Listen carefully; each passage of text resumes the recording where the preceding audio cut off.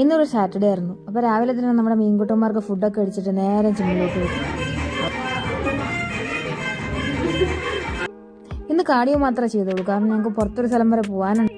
പിന്നെ സാറ്റർഡേ ആയിരുന്നു, ജിമ്മിൽ ഇവിടെ തിരക്കും ഉണ്ടായിരുന്നില്ല. അത് കഴിഞ്ഞ് ഞങ്ങൾ നേരെ കുളിച്ച് ഫ്രഷ് എയർ അക്വേറിയത്തിലോട്ട് വന്നു. ഇവിടെയുള്ള മീനുകളെ കണ്ടാൽ എല്ലാം മേടിക്കാൻ തോന്നുന്നു കേട്ടോ.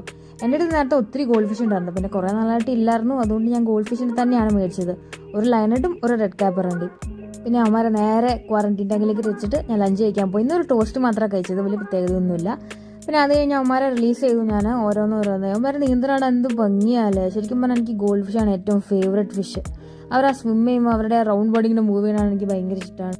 ഇവന്മാർക്ക് എന്ത് പേരിടുന്നു എന്ന് കൺഫ്യൂഷൻ അടിച്ചിരിക്കുമ്പോൾ എൻ്റെ അനിയത്തി ബബ്ലു എന്നൊക്കെയാണ് പേരിട്ടേക്കണേ. ഇതിന് എന്ത് പേരിടാൻ നിങ്ങൾ കമൻറ്റിൽ ഇടണം കേട്ടോ.